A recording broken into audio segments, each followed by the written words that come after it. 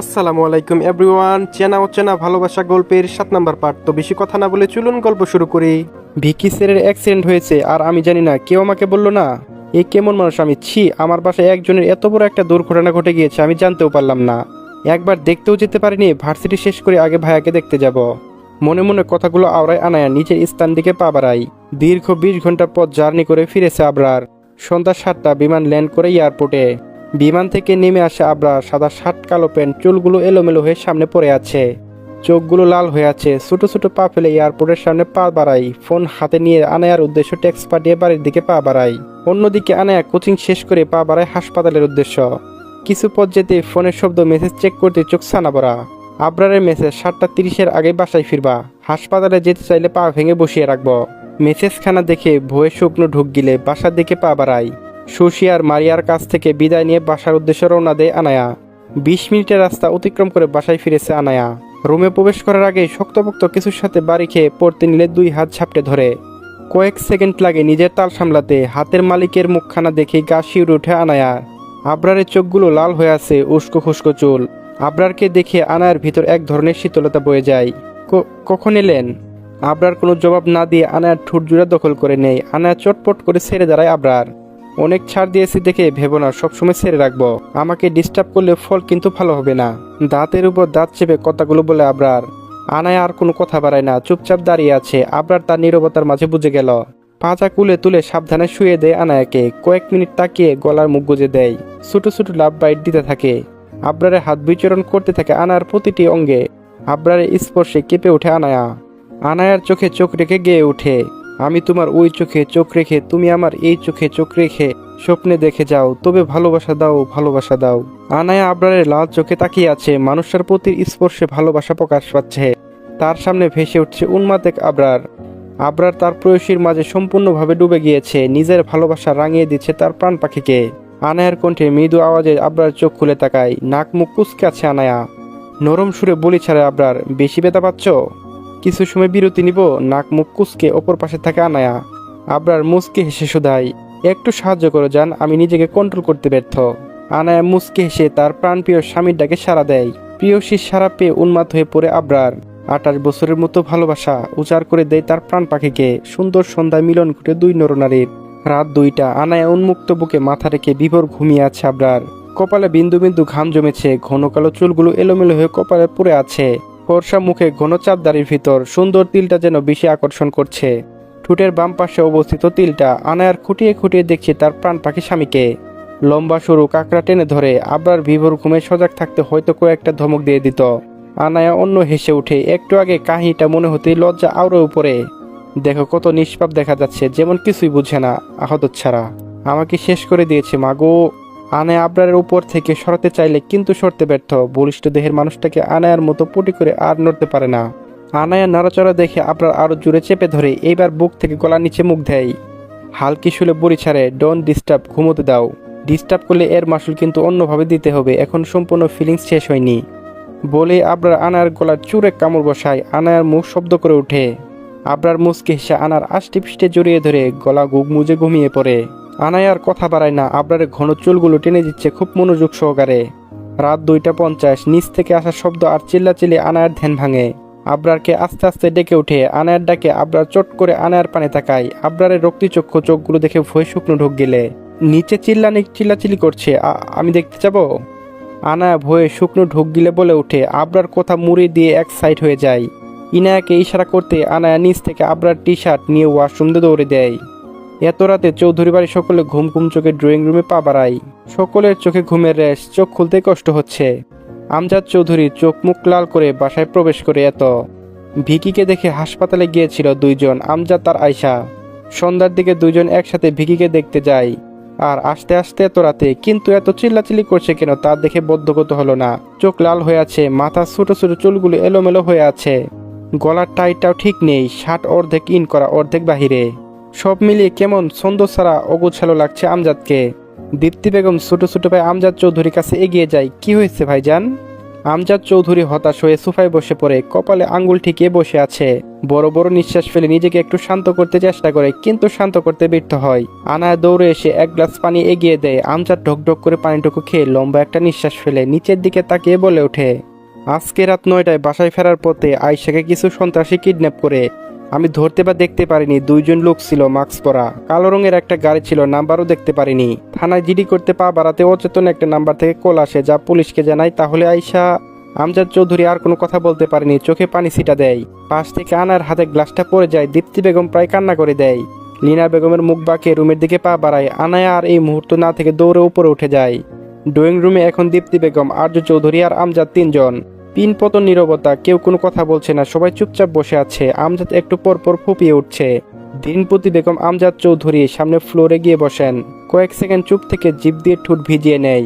আবরারকে খবর দেন, যত বড় সন্ত্রাসী হোক আবরার এক কল দিলেই হবে। আমজাদ চৌধুরী চোখ তুলে তাকায় দীপ্তির দিকে, একটা ভরসা পেয়েছে মনে হচ্ছে। আমজাদ তড়িঘড়ি করে ফোনটা বের করে কল দিতে ব্যস্ত হয়ে পড়ে। পরপর কয়েকবার কল দিয়ে হতাশ দৃষ্টিতে দীপ্তির দিকে তাকায়, ফোন বন্ধ। দীপ্তি বেগম হোয়াটসঅ্যাপ নাম্বারে কয়েকবার কল করে অফলাইন। দুজনে আহত দৃষ্টিতে তাকায় একে অপরের দিকে। দীপ্তি বেগম আশ্বাস দেয় তিনি আয়েশাকে ফিরিয়ে আনবেন। আমজাদ চৌধুরী দীপ্তির দিকে তাকিয়ে রুমের দিকে পা বাড়ায়। আবরার যখন বাসায় আসে তখন বাসায় দরওয়ান ছাড়া কেউ ছিল না। অপর দিকে আনা দৌড়ে রুমে ঢুকে হাঁপাতে হাঁপাতে আবরারকে ডেকে তুলে। আবরার আনার কাঁধে কাঁধে গালা এগিয়ে দেয়, লম্বা চুলগুলো খুলে নাক ডুবিয়ে দেয়। চুলে আনায়া মহাবিরক্ত হয়, বড় মাকে পাওয়া যাচ্ছে না। আনায়া আবরারকে সরাতে সরাতে বলে ওঠে। আনায়ার কথায় আবরার স্বাভাবিকভাবে বসে আছে, কোনো হেলদুল নেই। ডান হাতে আনায়াকে এক টান দেয়। আনার স্থান আবরার ডলিষ্ঠ দেহের নিচে। আনায়া ভয়ার্ত কণ্ঠে বলে ওঠে, কি করছেন সরুন, এমনিতে সারাশরীর ব্যথা জর্জরিত হয়ে আছে। চুপচাপ শুয়ে থাকো, আমি ঘুমাবো। নেড়াচাড়া করলে লাথি দিয়ে খাট থেকে ফেলে দেবো। আনায়ার কথা বলার সাহস পারে না। সকাল 9টা, আমজাদ চৌধুরী মনমরা হয়ে বসে আছেন ড্রয়িং রুমে, দৃষ্টি নিচে স্থির। কাল থেকে আবরারের ফোনে কল দিয়ে যাচ্ছে, কোনো রেসপন্স করছে না, ফোন বন্ধ। আয়েশাকে পাওয়ার আশার আলো যেন নিভে গিয়েছে, একা একা বসে আছে। আনায়া আড়মোড় ভেঙে ঘুম থেকে উঠে ফ্রেশ হয়েছে, নিজের দিকে পা বাড়ায়। আজ আয়েশা বেগম নেই, দীপ্তি বেগম এমন মনটাও ভালো নেই। গত 2 দিন যাবৎ হাসপাতাল আর বাসায় দৌড়াদৌড়ি করে হাঁপিয়ে উঠেছে। আনায়া একবার আমজাদ চৌধুরীর দিকে তাকিয়ে পা বাড়ায় রান্নাঘরের দিকে। সকালে নাস্তা বানাতে ব্যস্ত।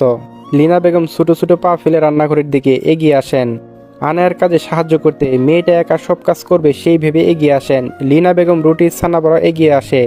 আনায়ার দিকে তাকাতেই চোখ মুখ যায় আনার গালের দিকে। আনায়া বারবার ওড়না দিয়ে ঢেকে দিচ্ছে। লীনা বেগম তীক্ষ্ণ দৃষ্টিতে তাকিয়ে ওড়না টেনে ধরে। বড় বড় চোখ গলা নিচে দাগগুলো পর্যবেক্ষণ করে। কার সাথে রাত কাটিয়ে এসেছিস? লীনা বেগম তাদের দাঁত চেপে বলি ছাড়ে। আনায়া ভয়ার্ত চোখে লীনা বেগমের দিকে তাকায়। তার পিছনে শান্ত মুখে ভয়ঙ্কর চোখে তাকিয়ে আছে আবরার। ভয়ে কয়েকবার শুকনো ঢোক দিলে লীনা বেগম ব্যঙ্গাত্মক বলে আরো কিছু বলতে চেয়েছিল, তার আগে পিছন থেকে আবরারের হুঙ্কার আসে। আপনার নতুন ভাতার লাগবে মনে হয়, পুরাতনটা দিয়ে চলে না। মেশিন জং ধরে গিয়েছে, তাই অন্যটা দেখে এত জ্বলে। আবরারের কণ্ঠ পেয়ে লীনা বেগম পিছন ফিরে তাকিয়ে শুকনো ঢোক গিলে জোরপূর্বক হেসে উঠে। বের হতে নিলে আবরার কথা থমকে যায়। এক পা কবরে চলে গিয়েছে, এখন নতুন ভাতার ধরলে কোনো লোক খারাপ বলবে যে। লীনা বেগম আর এক পা দাঁড়ায়নি, হন হন করে বের হয়ে যায়। আমজাদ চৌধুরী আবরারকে গলা শুনে এগিয়ে আসে, চোখে মুখে খুশির ঝিলিক। ছোট ছোট পা ফেলে আবরারের সামনে দাঁড়ায়। আবরার ভৌকুসকে বাবের দিকে তাকিয়ে আছে। আমজাদ ছেলের ডান কাঁধে কবজি ধরে ড্রয়িং রুমের সোফায় গিয়ে বসে। আবরার চুপচাপ বসে কাণ্ড দেখছে। তোমার মাকে সন্ত্রাসীরা কিডন্যাপ করেছে, তোমার মায়ের জীবন রিস্কে আছে আবরার। আমজাদ চৌধুরী কণ্ঠস্বর কেঁপে ওঠে, পুলিশকে জানাও। আবরার স্বাভাবিকভাবে বলে ওঠে, পুলিশকে বলতে না করেছে। পুলিশ জানলে তোমার মাকে বাঁচানো আর কোনো রাস্তা থাকবে না। তুমি এখন একমাত্র ভরসা বাবা। যেখানে পুলিশকে বলতে পারবে না ওইখানে আমি কি করব? সন্ত্রাসী মানে বন্দুক, ছুরি, চাপাতি এইসব থাকবে। এইসব দেখলে আমার আব্বু পা কাঁপে। তুমি অন্য উপায় খোঁজো। কথাগুলো বলে আবরার উপরের দিকে পা বাড়ায়। তুমি একটু বইয়ের শূন্যতা উপলব্ধি করো। আমার বউকে দিতে চাও না। নিজের বউকে কাছে রেখে আমাকে বউ হারা করতে চেয়েছো, এখন বউ আর নিখোঁজ করে নিয়ে আসো। আবরার বিড়বিড় করতে করতে উপরে ওঠে। দেখতে দেখতে চলে গেল 2টা দিন। আয়েশা বেগমের কোনো খোঁজ পাওয়া যায়নি। আমজাদ চৌধুরী নাও খাওয়া ছেড়ে দিয়েছে। তন্ন তন্ন করে খুঁজেও হাদিস মিলছে না। পুলিশের কাছে যেতেও ভয় পাচ্ছে, যদি আয়েশার কোনো ক্ষতি করে দেয়। সকল জায়গায় খোঁজা শেষ, কি করবে চিন্তা করে পাচ্ছে না। মাথায় চুল খামছে, ধরে ফ্লোরে এলোমেলো হয়ে বসে আছে। এই বয়সে এত মানসিক চাপ নিতে পারছে না। প্রেশার বেড়ে গেল, আর উপায় নেই। আবরারই তার একমাত্র অবলম্বন, কিন্তু ছেলেটা মায়ের প্রতি কোনো মায়া মহব্বত দেখছে না। কেমন গা ছাড়া ভাবে থাকে। অন্ধকার রুম, পা 2টা ছড়িয়ে মাথা চুল খামচে ধরে ফ্লোরে বসে আছে। বুকের বা পাশটা চিলচিল করতেই মাথা থেকে হাত বুকের পা পাশে চেপে ধরে খাটের কিনারায় হাত ভর দিয়ে দাঁড়িয়ে ওষুধ নেয়। টি টেবিল থেকে পানির গ্লাসটা উঠিয়ে টকটক করে খেয়ে এলোমেলো পায়ে বাহিরে আসে। খুবই দ্রুতর সাথে সিঁড়ি বেয়ে উপরে ওঠে। আবরারের রুমের দিকে তাকিয়ে নিশ্চুপ হয়ে কিছু সময় তাকায়। একটা লম্বা দীর্ঘশ্বাস ফেলে ছোট ছোট পায়ে দরজার সামনে এগিয়ে যায়। কয়েকবার হাত উঠিয়ে নামিয়ে ফেলে সংকোচ করছে। মিনিট 10 পরে সকল সংকোচ ভেঙে দরজায় টোকা দেয়। কোনো আওয়াজ না আসায় আবার টোকা দেয়। নিচ থেকে তাকিয়ে দাঁড়িয়ে আছে আমজাদ, এক হাত বুকের বাঁ পাশে। চোখে মুখে চিন্তার ছাপ স্পষ্ট। দরজার খোলার আওয়াজে মাথাটা উপরে তুলে তাকায়। দরজার ওপাশে আনায়া দাঁড়িয়ে আছে, ভুকুসকে তাকিয়ে আছে। আনায়া দরজা থেকে সরে জায়গা দেয় আমজাদকে। তার আগে আবরার আগমন ঘটে। আনায়া তাদের মাঝে আন্না থেকে চলে যায়। আনায়া, তোমার রুমে কি করে? আমজাদ ভুকুসকে প্রশ্ন করে।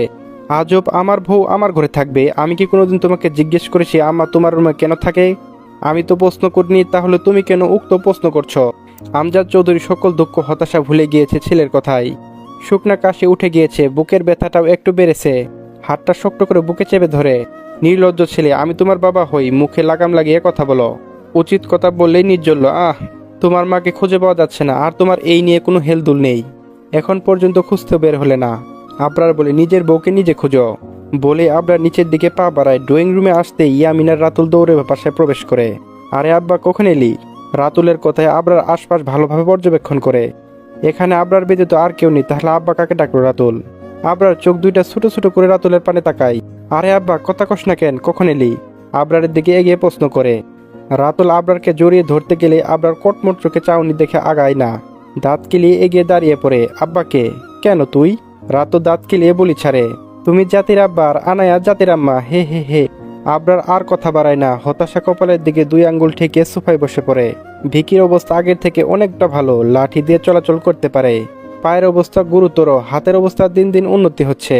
কিন্তু পায়ের অবস্থা তেমন উন্নতি হয়নি। লাঠির সাহায্য ছাড়া, হুইল চেয়ার ছাড়া চলাচল করতে পারে না। ডাক্তার বলেছে আরও সপ্তাহখানেক পরে রিলিজ দিবে। অ্যাক্সিডেন্টের পর নাহি তার হাসপাতালে আসেনি। আজ অফিসের ছুটির পর একবার দেখা করবে বলে এসেছে, তার সাথে কিছু কথাও আছে। বড় বড় পা ফেলে নাহিদ হাসপাতালে প্রবেশ করে। পা উপরে ঝুলিয়ে আছে ভিকি। তার পাশে ভিকির মা রুমা বেগম আর দীপ্তি বেগম। দীপ্তি বেগম নাহিদকে দেখে উঠে বসে জায়গা দেয়। নাহিদ ভিকির মাথায় পাশে বসে। রুমা বেগমের দিকে একবার তাকায়, আরেকবার দীপ্তি বেগমের দিকে। দুইজনের দিকে তাকিয়ে ভিকির মুখের দিকে তাকিয়ে মৃদু হাসে। ভিকির হাস্যজ্জ্বল মুখ তাকিয়ে আছে। নাহিদ আশায় সে অনেক খুশি হয়েছে, তার চোখে মুখে দেখে বোঝা যাচ্ছে। আমি এখন যা বলবো তার সত্যি সত্যি উত্তর দিবি। নাহিদ শক্ত কণ্ঠে বলি ছাড়ে। নাহিদের এহেম কথায় ভিকি কিছুটা অবাক হয়, সাথে তার মা রুমা বেগম। দীপ্তি বেগম স্বাভাবিকভাবেই বসে আছে। আচ্ছা ভিকি, এই তোর কি কোনো শত্রু আছে? বা তোদের ফ্যামিলির সাথে কি কারো কোনো শত্রুতা আছে? ভিকি বলে, না, তুই হঠাৎ এসব জিজ্ঞেস করছিস? নাহিদ এবার রুমা বেগমের আর দীপ্তি বেগমের সামনে বলি ছাড়ে। আমার কেন জানি মনে হয় অ্যাক্সিডেন্টটা পরিকল্পিতভাবে করা হয়েছে। আমার কেন জানি মনে হয় এই অ্যাক্সিডেন্ট পরিকল্পিতভাবে করা হয়েছে। কেউ ইচ্ছা করে এরকমটা করেছে। আমরা তো ফুটপাথ দিয়ে হেঁটে যাচ্ছিলাম, ওখানে তো গাড়ি যাওয়ার কথা না। আর যদি দুর্ঘটনাক্রমে চলেও যায় তাহলে তো আগে আমার শরীরে লাগার কথা। নাহিদের কথা শুনে রুনা বেগম অবাক চোখে তাকিয়ে আছে। তার মাথায় ঢুকছে না, এরকমটা কেউ করতে পারে? কে তার ছেলেকে মারার পরিকল্পনা করতে পারে? যা হওয়ার হয়েছে, এসব নিয়ে তুমি চিন্তা করো না, নিজের বিপদ ডেকে আনতে যেও না। দীপ্তি বেগম স্বাভাবিকভাবে কথাগুলো বলেই নাহিদের পাশে দাঁড়ায়। দীপ্তি বেগমের কথা শুনে নাহিদের কথা বলার মতো আর কিছু নেই। সে আর কোনো কথা বাড়ায়নি। ভিকি ছুইলের খোঁজ খবর নিয়ে চলে আসে। ড্রয়িং রুমে আবরার, রাতুল, ইয়ামিন বসে আড্ডা দিচ্ছে। ওয়াজিহা রাতুলের গলা ঝুলে বসে আছে। আনায়া রান্নাঘরে রান্নার কাজে ব্যস্ত। হাসি ঠাট্টায় 3 বন্ধু মেতে উঠেছে। আমজাদ চৌধুরী ছোট ছোট পায়ে রুম থেকে বের হয়। বিষণ্ণ মন নিয়ে ড্রয়িং রুমে প্রবেশ করে। কারোর দিকে না তাকে সোফায় বসে আবরার সবাইকে ইশারা করে চলে যেতে। রাতুল ঘাপটি মেরে বসে থাকে, সে যাবে না। আবরার দ্বিতীয়বার বলেনি। সে উঠে আমজাদ চৌধুরীর কাছে বসে। আমজাদ চৌধুরী নিচের দিকে তাকিয়ে আছে, চোখে বিষণ্ণ ছাপ। আবরারের ডান হাত বাবার কাঁধে রাখে, দৃঢ় স্বরে বোঝায়। বলছিলাম কি, বউ যেহেতু চলে গিয়েছে, চাইলে আরেকটা বিয়ে করতে পারো। আমি নিজে তোমার জন্য মেয়ে দেখব। আমজাদ চৌধুরী সকল রাগ দুঃখ ভুলে ছেলের পানে তাকায়। তিনি যেন সেই মুহূর্তে রাগ করতেও ভুলে গিয়েছেন। আমার শাশুড়ি আছে, দেখতে অনেক সুন্দর আর স্মার্ট, চাইলে তাকে ঘরে তুলতে পারো। এই ছেলের মাথায় নির্ঘাত খারাপ কিছু হয়েছে। কি এমন আবল তাবল বলছে? না, এইটা আমার বন্ধুর সম্পদ। আঙ্কেল, আপনি ভুলে ওই দিকে নজর দিবেন না। আমার বন্ধু সুসাইড করবে। প্লিজ আঙ্কেল, আপনি অন্য মেয়ে দেখেন। রাতুল পাশ থেকে কাঁদো কাঁদো মুখে বলে ওঠে। আমজাদ চৌধুরী তাদের এমন কাণ্ডে কটমট চোখে তাকিয়ে বাহিরের দিকে পা বাড়ায়। সময় এক রহস্যময় প্রতীক, সে থেমে থাকে না কারো জন্য। আজকের হাসিকে কাল করে দেয় স্মৃতি, আর বর্তমানকে বদলে দেয় অতীতে। জীবন আসলে সময়ের অতন্ত্র স্রোত, কখনো শান্ত চলে ভেসে চলে, কখনো ঝড়ো ঢেউ দুলে, কখনো অস্থিরতায়। সময় মানুষকে কঠিন থেকে কঠিন শাস্তি উপহার দেয়। কেউ জানে না কোন ঘাটে তার থামা নির্ধারিত। তাই প্রতিটি মুহূর্তে আঁকড়ে ধরে, প্রতিটি সেকেন্ড, প্রতিটি মিনিট, প্রতিটি মানুষকে গুরুত্ব দিতে হয় বা আঁকড়ে ধরতে হয়। জানো তো, হারানোর সময় আর ফিরে আসে না। হারানোর সময় বা মানুষের কোনোভাবে ফিরে আসে না। যা হাতে আছে সেই বর্তমানে আসল ধন, আর সেই ধনে গড়ে তুলে জীবনের সৌন্দর্য। সময়ের সাথে সাথে মানুষের সম্পর্ক ও কঠিন বা তরল হয়। আয়শা বেগম নাই আজকে 4 দিন হলো, আর 2টো দিন চলে গিয়েছে। সময়ের অন্যতম সকলে তার হারিয়ে যাওয়া মেনে নিতে পারলেও মেনে নিতে পারেনি আমজাদ চৌধুরী। নিজেকে ঘরবন্দি করে রেখেছে, হাজার চেষ্টা করেও সাফল্য শূন্য, তাই নিজেকে ঢেলে দিচ্ছে মৃত্যুর রাস্তায়। গত 2 দিন যাবৎ খাওয়া দাওয়া ছেড়ে ঘরবন্দি। দীপ্তি আনায়া হাজারবার ডেকে গেলেও কথা বলার কোনো প্রয়োজন মনে করেনি আমজাদ চৌধুরী। অন্ধকার ঘরে নিজেকে একদম একা করে রেখেছে সে। বাসায় প্রতিদিন কোনায় কোনায় আয়শা বেগমের স্মৃতি, যা আরো বেশি কষ্টদায়ক করে তুলে। দম বন্ধ হয়ে আসে। আবরার বাসায় নেই সারাদিন। বাবার টুকটাক খবর নিলেও আজ নেওয়া হয়নি। বাংলাদেশে শোরুম খোলার জন্য গত 2 দিন যাবৎ ব্যস্ততায় আর খোঁজ নেই হয়নি। সারাদিনের ব্যস্ততার পর রাত 2টায় চৌধুরীর বাড়িতে প্রবেশ করে আবরারের গাড়ি। সারাদিনের ব্যস্ততার শরীরে ক্লান্তির ছাপ নিয়ে হেলে দুলে বাসায় প্রবেশ করে আবরার। আমজাদ চৌধুরী রুমের দিকে তাকিয়ে লম্বা একটা নিঃশ্বাস ফেলে উপরের দিকে পা বাড়ায়। শরীর হেলে দুলে উপরে প্রবেশ করে আবরার। আনায়া দীপ্তি বেগমের রুম থেকে বের হতে আবরারকে চোখে পড়ে। আবরারের এই অবস্থা দেখে ভুক উসকে তাকায়। আপনি মদ খেয়েছেন? আনায়া কাট প্রশ্ন করে। আবরার ঠোঁটজোড়া ফাঁক করে হাসতে চেষ্টা করে। আনায়ার মুখের কাছে লম্বা একটা শ্বাস ফেলে ঠোঁটে আলতো চুমু খায়। না, এইসব বাজে অভ্যাস আমার নাই। আবরার আনায়ার সামনে থেকে ছোট ছোট পায়ে ড্রেসিং টেবিলের সামনে দাঁড়ায়। আয়নার দিকে দাঁড়িয়ে আছে ছোট্ট, তার পিছনে দাঁড়িয়ে থাকা আনায়ার দিকে। আবরার দুষ্টু হেসে শরীর জুড়িয়ে থাকা শার্ট প্যান্ট খুলেতে থাকে। আনায়ার 2 হাতে চোখ চেপে ধরে। বাসর শেষ শুনে আসছে লজ্জা পেতে। ডং, আমার যা দেখে সব তো দেখে ফেলেছো, এখন ডং করছে কেন? লোকে বলে না, সারা রাত জামাইয়ের সাথে থেকে সকালে বলে ওই রুমে যাও, আমি জামা চেঞ্জ করবো। একটু থেমে আবরার আবার বলতে শুরু করে, আমাদের মাঝে দেখা দেখি ছাড়াও সকল কাজ শেষ। এমন ভান করছো যেন আমি তোমার হাতটাও ছুঁয়ে দেখিনি। নিজেকে ভার্জিন দাবি করছো। আনায়ার হাত এখন চোখ থেকে 2 কানে চলে এসেছে। 2 হাত দিয়ে কান 2টা জুড়ে চেঁচিয়ে উঠে আনায়া। চুপ করুন নির্লজ্জ পুরুষ। আবরার মৃদু হেসে ওয়াশরুমের দিকে পা বাড়ায়। আনায়া আবরারের যাওয়ার পানে একবার তাকিয়ে বেলকনির দিকে পা বাড়ায়। বেলকনি রেলিং ধরে তাকিয়ে আছে আনায়া। আয়শা বেগমের জন্য মনটা খুব খারাপ। যখন তার বাবা মারা যাওয়ার পর মায়ের বিয়ে হয়ে যায়, পাশে থাকা কেউ ছিল না, তখন আয়শা বেগম আর আমজাদ চৌধুরী তাকে এই বাড়িতে আশ্রয় দিয়েছে। এরা 2 জন না থাকলে হয়তো পথে পথে ঘুরে দিন কাটত, নয়তো শিয়াল কুকুরে সবল খেত। কয়েক ফোঁটা পানি গড়িয়ে পড়ে চোখ থেকে। আনায়া দূরে আকাশের দিকে তাকিয়ে আছে। মনে মনে হাজারো কথা। আয়শা বেগমের জন্য আহাজারি করছে মন। বারে বারে ঢুকরে কেঁদে উঠছে মন। শরীর কেঁপে উঠছে আনায়ার। কয়েকবার শরীর ঝাঁকুনি নিয়েছে। কারো গরম শ্বাস ঘাড়ে পড়তে হাতে উল্টো পাশ দিয়ে চোখের পানিটুকু মুছে ফেলে। আবরার আনায়ার জামা টুট রাখতে কেঁপে ওঠে আনায়া। ঘাড়ের চুল সরিয়ে ছোট ছোট চুমুতে ভরিয়ে দিচ্ছে। আনায়া আবদারে প্রতিটি স্পর্শ কেঁপে উঠছে। আবরারের চুলের পানি নায় ঘাড়িয়ে টপ টপ করে পড়ছে। আনায়া আবরারের প্রতিটি স্পর্শ কেঁপে উঠছে। আবরারের চুলের পানি আনায়ার ঘাড়ে টপ টপ করে পড়ছে। আনায়া পরপর কয়েকবার শুকনো ঢোক গিলে বাম হাতে আবরারকে ঠেলে সামনে তাকায়। উফ, এই সেই পাখি, কি হয়েছে, চোখে পানি কেন? আবরার অবাক হয়ে প্রশ্ন ছুড়ে দেয়। আনায়ার সামনে তাকায়। আবরার এতক্ষণ তার মুখের দিকে দেখেনি। বড় আব্বু 2 দিন ধরে রুম থেকে বের হয় না, খাবার খায় না। বড় আম্মুর চিন্তায় নিজেকে ঘরবন্দি করে রেখেছে। এইভাবে সব চলতে থাকলে পরিবারটা শেষ হয়ে যাবে। আপনি একটু কিছু করেন না? আনায়া মাথা নিচু করে কথাগুলো এক নাগারে বলে থামে। আবরার আনায়ার দিকে তাকিয়ে মুচকি হাসে। তার বইয়ের সরল মুখখানা এক নাগারে তাকিয়ে থাকতে কিছুক্ষণ। কিছু সময় তাকিয়ে আনায়ার কোমর জড়িয়ে কাছে আনে। আনায়া গোলাপি অধরে নিচের অধর ডুমিয়ে দেয়। দীর্ঘক্ষণ চুম্বনের পর ছেড়ে বড় বড় শ্বাস ফেলে।